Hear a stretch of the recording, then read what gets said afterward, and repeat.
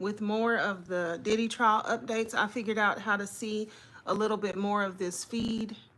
So let's go to 17 minutes ago. So Judge, Miss Estavo, I'm going to say she's Miss Estavo, one of Diddy's lawyers. So, Judge, Miss Estavo, you may proceed. Combs is Estavo. Miss Ventura, this is from Mr. Combs to you. You respond with an extremely explicit message, right? And then Ventura, yes. Estavo, this is 2 days after the planning of a freak off, right? And Ventura, yes. 13 minutes ago, Combs is Estavo. He said, I want to see, how did you reply? Ventura, I can't wait either. Estavo, you wrote, I feel like I want to F-U-C-K, right? Ventura, that's what it says. Estavo, Mr. Combs says, I'm so H-O-R-N-Y. I can't concentrate. What do you say? They didn't get the reply on that one.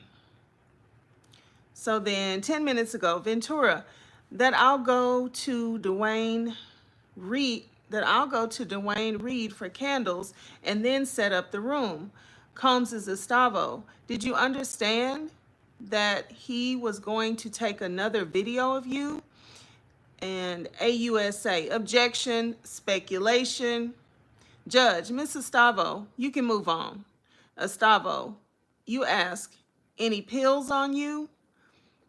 And I guess this is Ventura answering yes. Sometimes they don't put in the person's name. Okay. And then, so Combs is Estavo. What pills are you taking then? What pills are you taking then? And Ventura says opiates. Estavo, you deleted videos on your devices, right? And Ventura says yes. Estavo, what did you write? And Ventura says that I need to feel this. Let's see, that I need to feel this. This is my husband, the only one who will see. Okay. That I need to feel this. This is my husband, the only one who will see this side of me. And then a minute ago, Combs is Estavo. Were you afraid that Mr. Combs was only seeing you for sex in this way? And Ventura, that was a concern. Estavo, you still were not public in your relationship with him. And Ventura, correct? Estavo, were freak-offs important? And Ventura says, integral to us. Integral to us. Okay.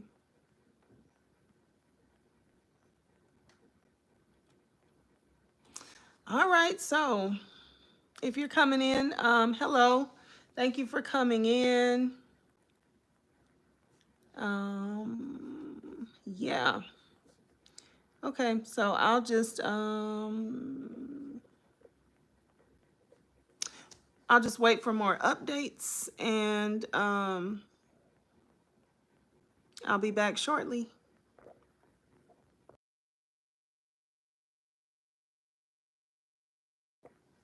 Okay, Richard, hi, and thanks for stopping in. We're talking about the Sean Combs trial, and Sean Combs is P. Diddy, if you're not familiar.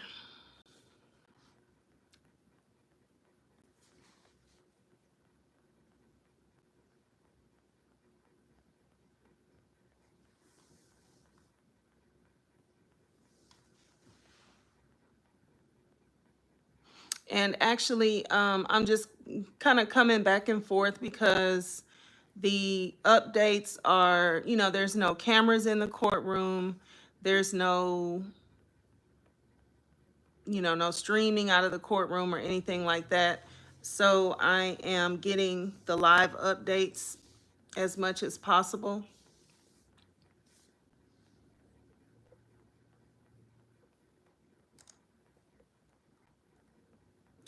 So we'll be back shortly with some more updates.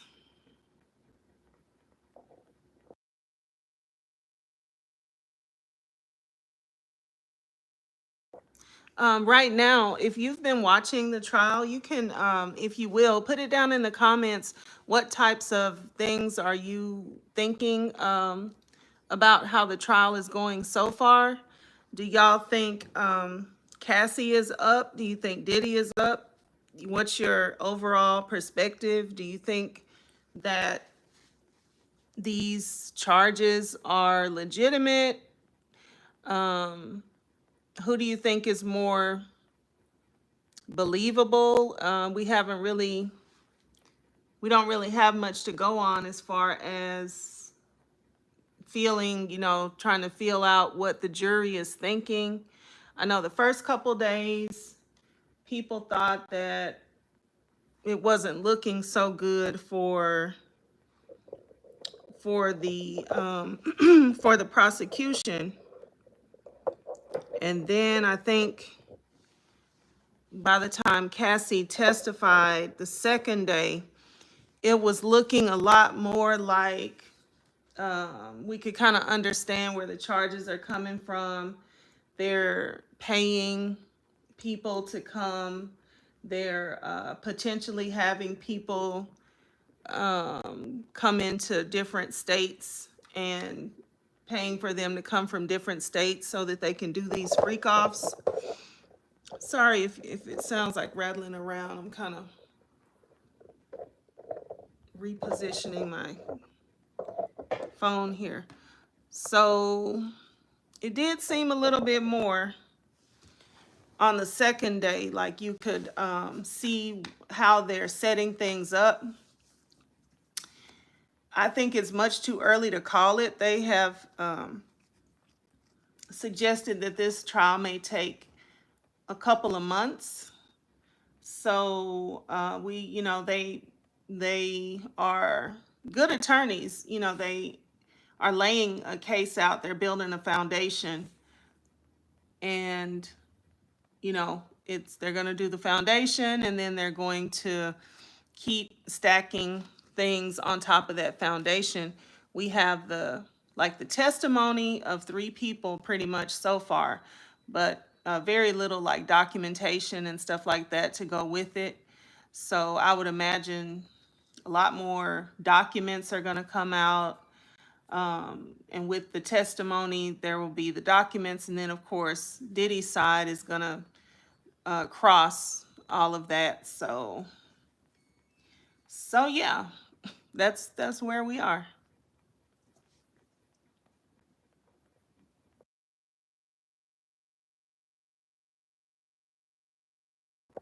And I'll be back when I see a few more updates.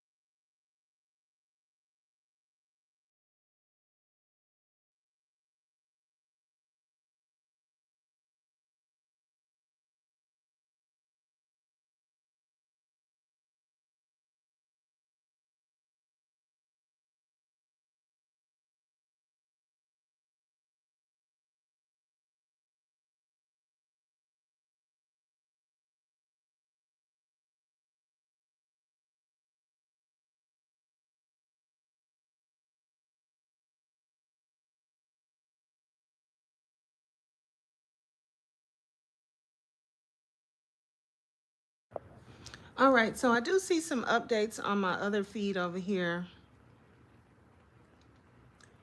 And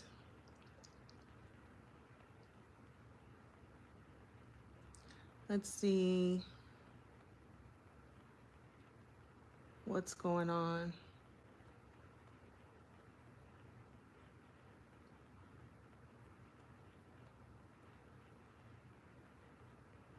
Okay, so these are from the Washington Post.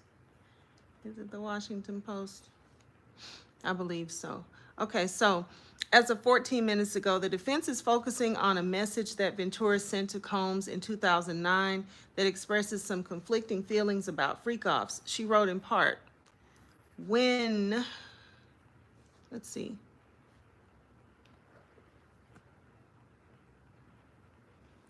she wrote in part, when we used to freak off, when we were so in love, wait a minute, when we used to freak off when we were so in love, there were no questions asked. It felt right, like it literally made sense for the next step in our ex-life together. I get nervous that I'm just becoming the girlfriend that you get your fantasies off with, and that's it. I don't get the other part anymore, at least. Combs's defense lawyer, Anna Estavo, asked Ventura if her hesitation reflected in the message came from a concern that she wouldn't be seen as his full girlfriend, in quotes, because of her participation in these sexual encounters with male escorts. In quote, I think that's a way to look at it, I guess. Yeah, Ventura replied. And then, so it was only about a half hour into the cross-examination of Cassandra Ventura that a lawyer for Sean Combs drew on messages the couple exchanged in an attempt to establish one of the defense's key arguments in the case, that Ms. Ventura and other women involved in the case were willing participants in the ex-marathons known as freak-offs. Anna Estavo, I think her name is bothering me. I don't want to say her name wrong. Estival. I think it is Estival. Okay, Anna Estival, the defense lawyer questioning Ms. Ventura on Thursday, presented a message the singer wrote to Mr. Combs in 2009 that read, I'm always ready to freak off. Okay, so I did deal with that one. So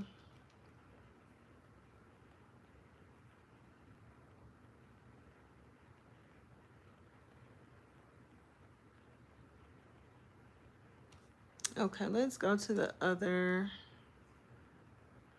other site and see where they are.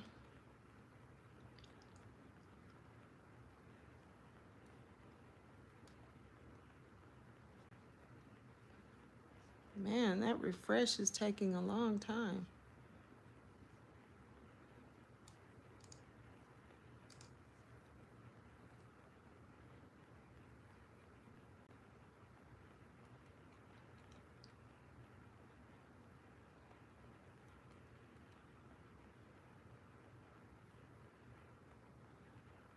Okay, did that one.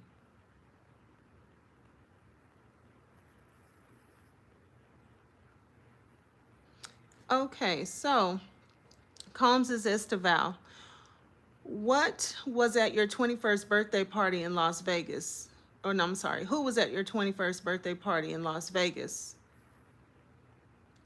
And Ventura, Britney Spears, Dallas Austin. Estival, how then did you get them there? Ventura, they came for Sean. Estival, you're very beautiful and charming. Ventura, thank you. Estival, it's true. And 13 minutes ago, Combs is Estival. Who is Tommy Mottola?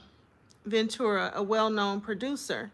Estival, you were an up-and-coming star. Ventura, I guess you could say that. Estival, After you signed with Bad Boy, things were still platonic. Ventura, yes. Combs is Esteval, 11 minutes ago. You had rough performance. Ventura, 106 in Park. It did not go well for me. Esteval, how did he help you after that? Ventura, we did a YouTube video, he said. Everybody makes mistakes. Esteval, what was wrong? Ventura, I couldn't hear myself. 10 minutes ago, Combs is Esteval.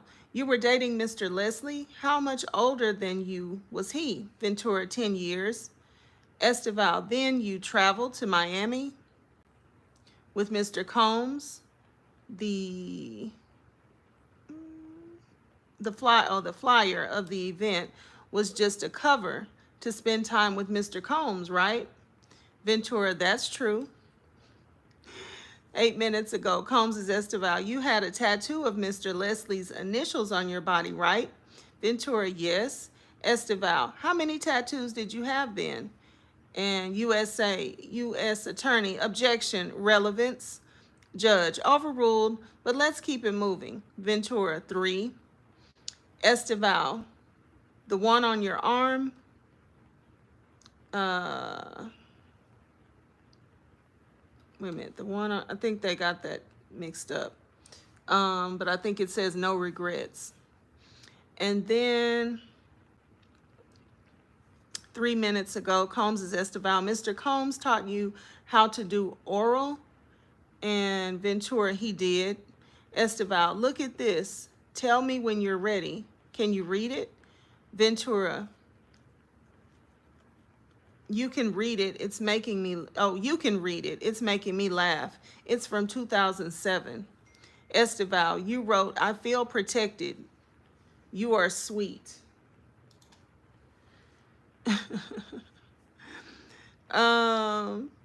And then Combs is Esteval, you wrote, I see that Carrie is better fitting for you. I'm hurt that you think I'm malicious. You're very important to me. And then X and then Cass. Ventura laughs. Esteval, what were you trying to convey? Ventura, it's like a journal entry.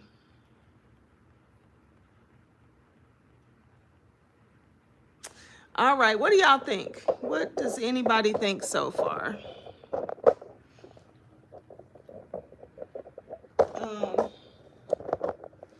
My initial thought is, I mean, I know that they are, they're going back there. They have to lay down their foundation too. So I get it. But it's just, I hope they bring it up to date, because anybody could pretty much be like saying all these, flowery things at the beginning. So all this is way back at the beginning of their relationship. So, I mean, obviously things progressed as time went on. That's the feel of it to me anyway. Of course, I don't know. I was not there. But the feel is that things just kind of progressed. What in the world? Things kind of progressed as time went on. And so, of course, at the beginning, you're going to say all of the lovely, flowery things. But at a point when everything starts to turn, I just kind of wonder, like, what were those text messages looking like toward a year or two from the end of the relationship? Because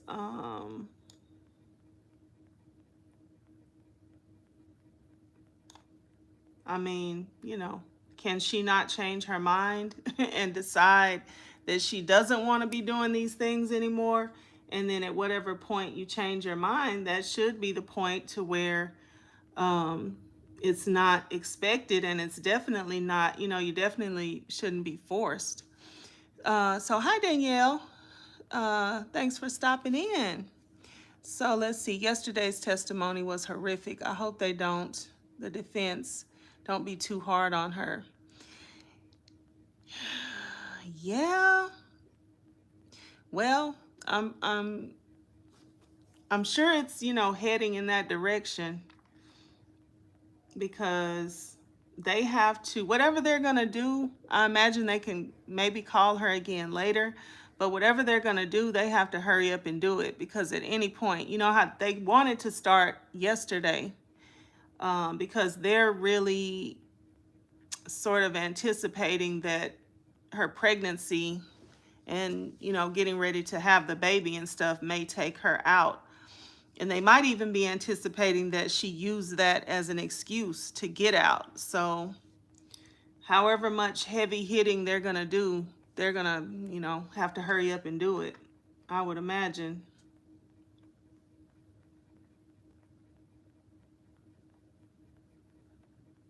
But yeah, the things that, went on, and the things that went on, it's bad. It's really bad. But what do y'all think? I would like to hear some other opinions.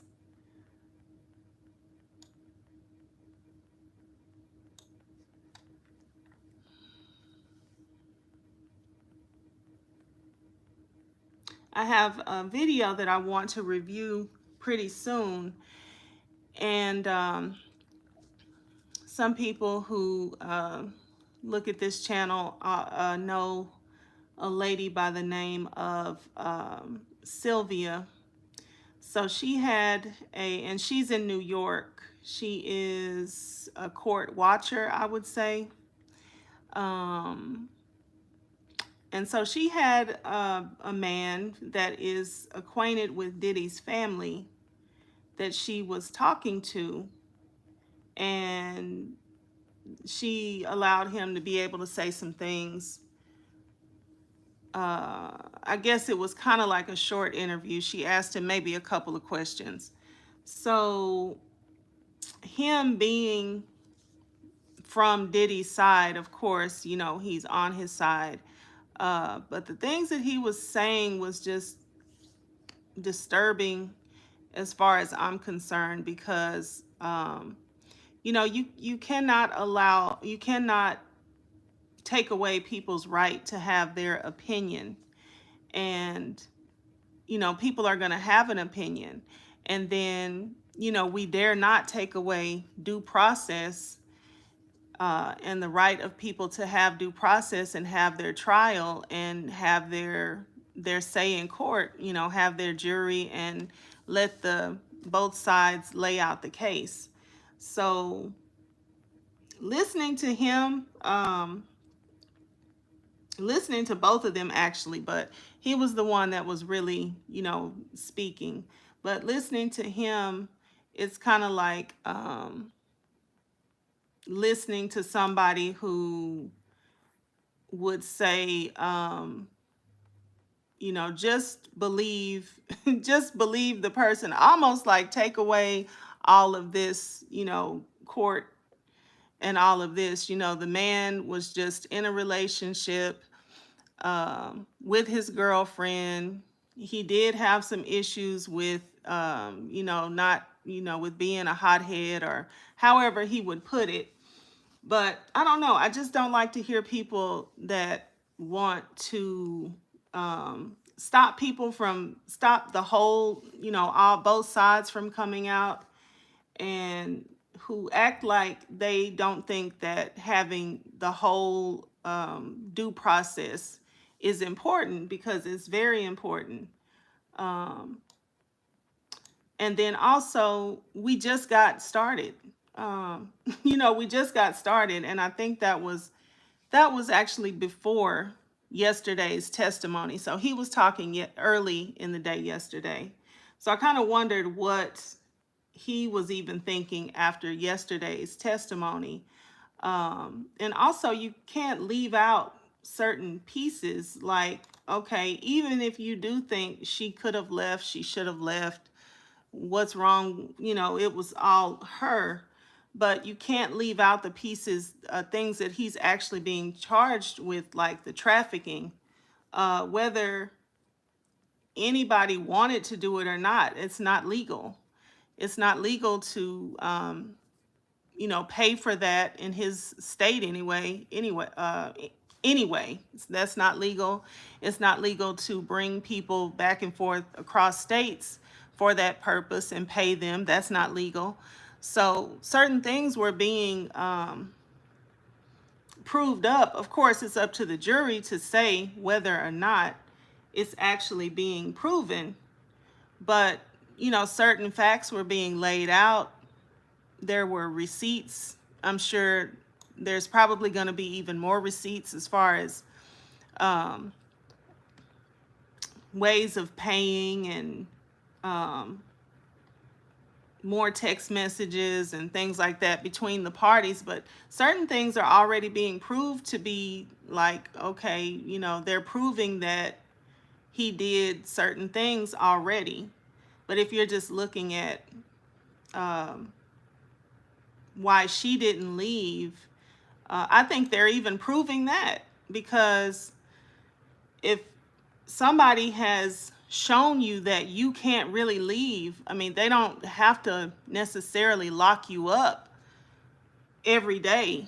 They've shown you that if you leave, I'll come get you. I don't have to come myself. I can send people to come get you and drag you back. I can hurt you really bad and make you understand that, um, you're in danger. You are in danger. I hurt you like this, I could just take you on out of here. And some of those beatings actually feel to me like they were an attempt on her life. What's to say that she couldn't have been out of here with, wasn't there a kick in the back? You could have collapsed a lung kicking somebody.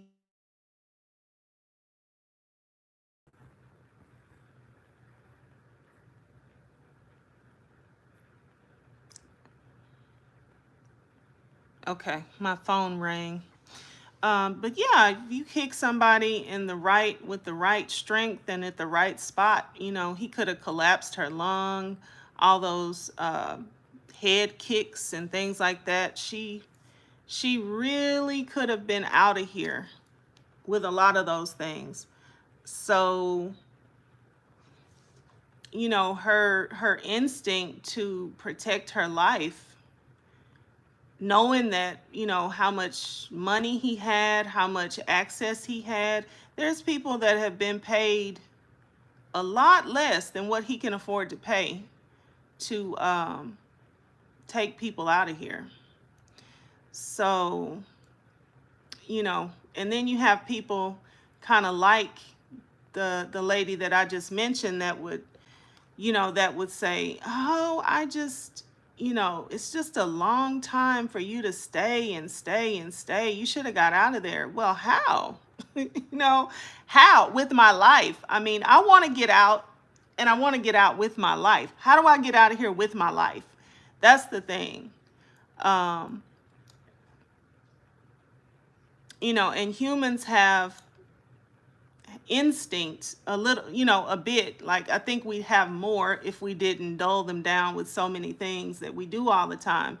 But, we're not animals, so we don't have that necessarily, that type of instinct. But I think, when you are dealing with somebody, at whatever point you realize, like, I'm this is this is a really dangerous situation, and I don't necessarily know how to get out of here with my life. So, um, I think, that's easier said than done, that, you just tell somebody you should have just got out. Well, how? When, this man has money, this man, has proved to me that he will do very harmful things. Um, he's proved it. And not just the Kid Cudi situation. Like, he has literally, stomped this woman into the ground. Um, and she could have actually not come out of any one of those beatings. So if you want to get out with your life, how do you just run up out of a situation like that where somebody has proved to you that they are about that life? I don't know. But all right, I'm going to be back a little bit later with some more updates. Thank you all for joining. And if you haven't already, like the video. Also, I'll be coming back in. So if you want to make sure you get alerted to come back into the updates and to chat about the case, then go ahead and subscribe. And that way you should get an update, an alert. All right. Thank you all for joining, and I'll see you in a little bit. Bye.